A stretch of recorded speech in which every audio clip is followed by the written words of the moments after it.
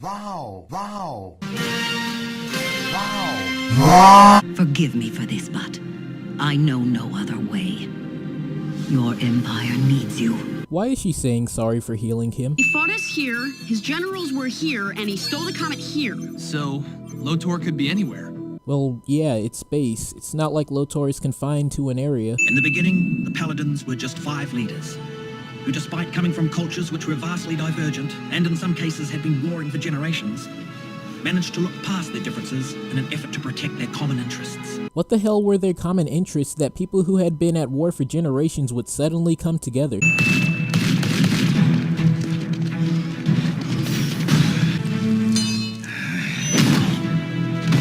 How did King L4 just create a tunnel into that cave and only a few clumps of dirt fall down? Also, how did he silently dig a hole into a cave? Oh dear. Why hasn't anyone started murderizing King L4 yet?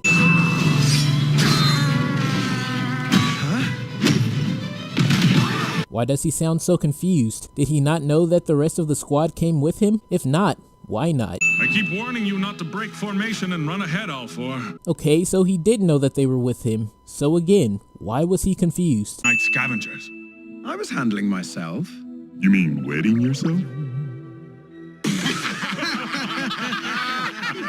Maybe it's a huge cultural difference, but that wasn't that funny. I haven't seen such an overreaction since Jamie Foxx tried to kill a diner waiter because she put his check on the table a little too hard.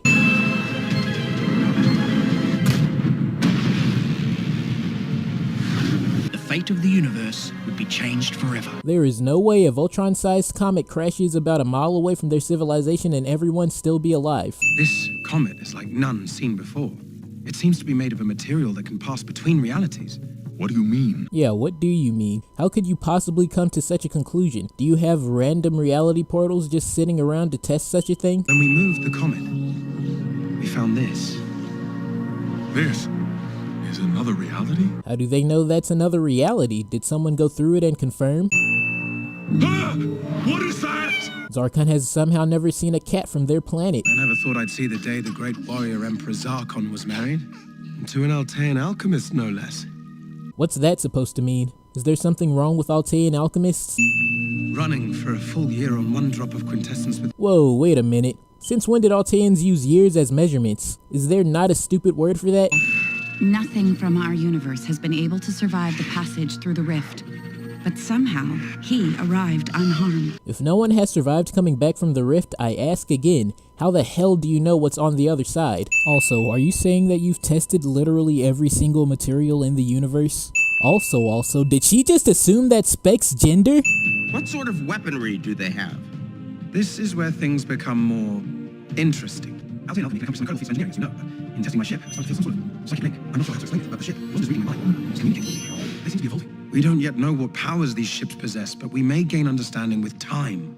Way to try to explain my constant complaints about the Lions coming up with new powers all the time, but that's simply not how engineering works. If they can magically create new weapons all the time, then why didn't they simply build themselves? You do not pick the beast.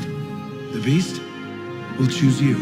Unless, of course, a white-haired lady says otherwise. And how convenient that all the people here were chosen by different lions, or even a lion at all. I know what to do! So, the Bayards just appeared out of nowhere all of a sudden.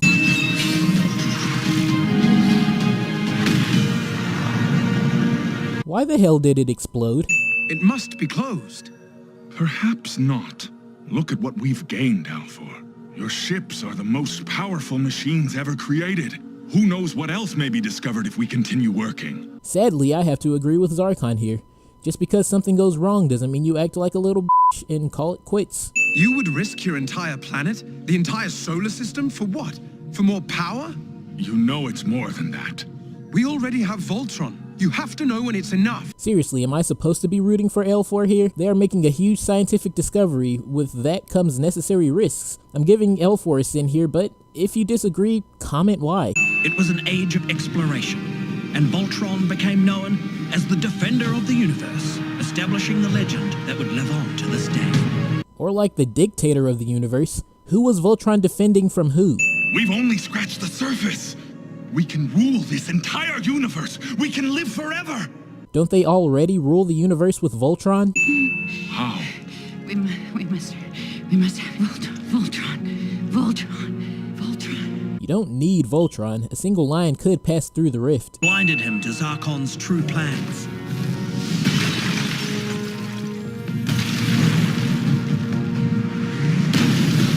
Did they have to toss the lid? Simply picking it up and moving it to the side would have been sufficient. Are they mad?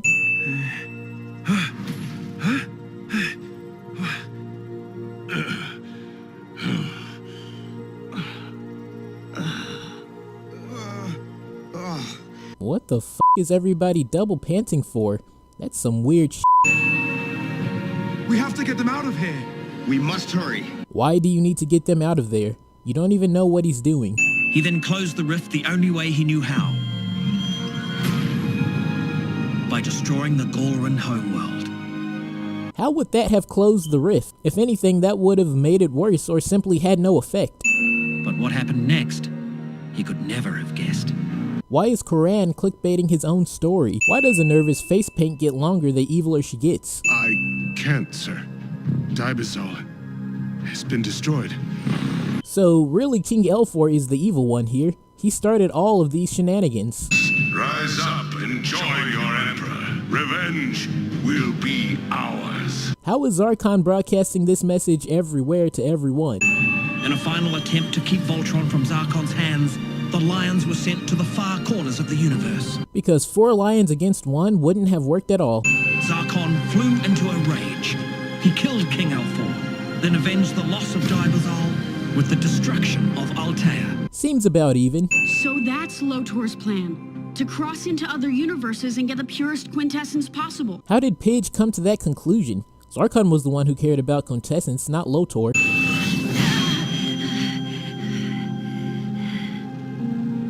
Husband, how could I have forgotten? No, seriously, how could you have forgotten? Gotta admit, this was a failure of a season finale. Nothing happened. We learned about a backstory that could have been told at any time because Koran knew about it this whole time and Zarkon came back to life, which everyone knew was going to happen due to the fact that his body had not been disposed of yet. I don't usually rate episodes, but I'm gonna have to give this one a 2 out of 10. Too pointless.